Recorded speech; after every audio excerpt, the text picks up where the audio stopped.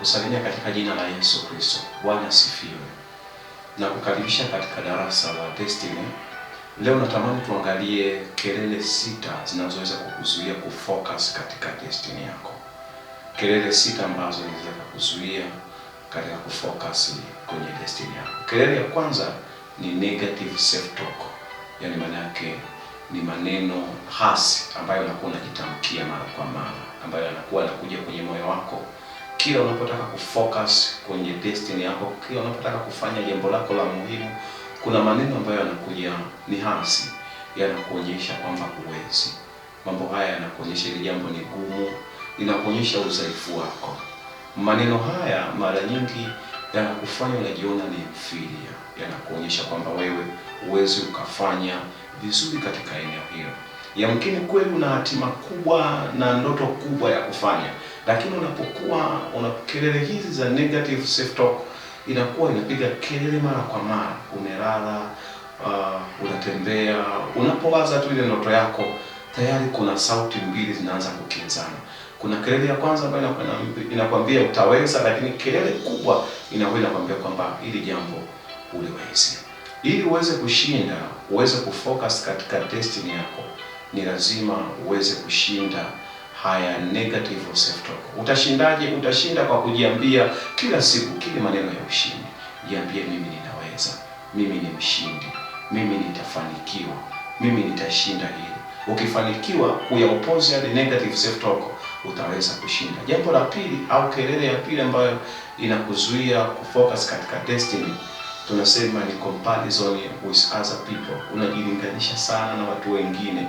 Kuna mtu mwingine ambaye pengine ana ndoto kama ya kwako, alifanya jambo kama la kwako ambalo kama ni kuifanya, lakini mara nyingi unakuwa unajikompare, unakuwa unajilinganisha nao kwamba hivi kweli mimi nitafanikiwa kweli, hivi kweli mimi nitaweza kufikia pale.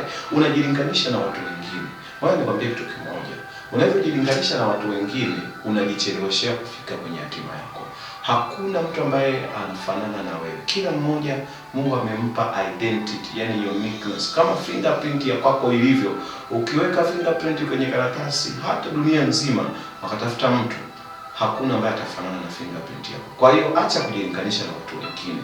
Wewe focus kwenye destiny yako. Ukianza kujilinganisha utakuwa unaendelea kufanya mambo, kwa sababu utaanza kusubiri kwamba mpaka niwe na kitu fulani ndipo nianze. Lakini kila mmoja Mungu amemwekea starting point yake. Sio kama mpaka niwe na kitu fulani ndipo nianze kufanya. Kuna mtu labda anataka kufungua biashara, tamani kufungua huduma, anaanza kujilinganisha na wenzake. Ili mpaka niwe na kitu hiki, fulani alikuwa hivi, yeye akawa acha kujilinganisha na watu wengine. Jambo la tatu ni lack of clarity or purpose.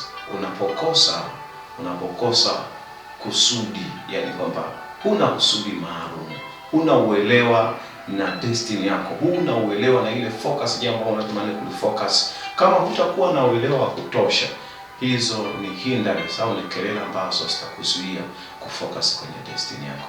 Watu wengi wana taarifa chache ya hatima zao, lakini ili ufanikiwe unahitaji taarifa za kutosha. Tafuta taarifa za kutosha kabla ya kuanzisha jambo. Unatamani kuanzisha huduma, unatamani kuanzisha biashara, unatamani kuanzisha familia, unatamani kuanzisha chochote, unatamani kwenda kusoma, unatamani kufanya chochote kile ambacho unatamani. Tafuta kwanza taarifa. Usitafute tu taarifa za kushindwa. Unajua watu wengi wana taarifa za kushindwa juu ya jambo fulani. Tafuta taarifa nzuri kwanza ya jambo hilo kabla ya kutafuta taarifa ambazo zitakupa kuonyesha kushindwa. Ukishatafuta clarity na purpose kwamba mimi nitaweza kufanya kitu hiki, nitakifanya hivi, nitafanya na hivi, basi ukishakuwa na complete information inaweza kukusaidia kuweza kuanza kitu kimoja, na baada ya hapo ukamove wakati una focus katika destiny yako. Jambo la 4 ni past failures and regression. Watu wengi wanashindwa kufocus kwenye destiny za kwao kwa sababu wanafikiria sana mambo ambayo wamewahi kushindwa hapo nyuma. Anawaza kwamba nilianzishaga biashara fulani, nilianzishaga mahusiano fulani, nilianzishaga familia, nilianzaga kusoma, nilianzaga kitu fulani, lakini nikakutana na changamoto ambayo ilinifanya nikashindwa. Kwa kila akikutana kila akifikiria ile changamoto, anajikuta hawezi tena kuanza. Kwa hiyo unajikuta kwamba huwezi ukafocus kwenye destiny, huwezi ukafocus kwenye kusudi ambalo unatamani kulifanya kwa sababu tu unakumbuka namna vita lingine ambalo linaweza likakuzuia kufocus kwenye destiny yako tunasema ni toxic people, watu wabaya pamoja na mazingira mabaya. Unaweza ukajikuta kwamba umekaa umezungukwa na watu wengi ambao sio wa tabia yako. Watu hawa always wapo kwa ajili ya kukuonyesha madhaifu yako. Utakapowashirikisha jambo fulani kwamba natamani kufanya kitu hiki, mimi nina idea hii, nina malengo haya, mara nyingi watu wabaya wapo kwa ajili ya kukuonyesha madhaifu yako na sio kukuonyesha ubora wako. Kwa hiyo ili ufocus katika destiny yako, jitahidi sana kuepuka hawa watu ambao ni watu wabaya. Ukijitahidi sana kila mtu kusema kwamba atakushangilia, haitawezekana. Chagua watu wa kutembea nao. Sio kila mtu anaweza kutembea na wewe, au sio kila mtu unaweza kutembea naye. Kuna baadhi ya watu ambao unaweza kaamua, haijalishi ni wazazi, haijalishi ni ndugu, sio kila mmoja anaweza kukusupport kwenye kusudi lako. Lakini pia angalia mazingira unayokaa mara kwa mara.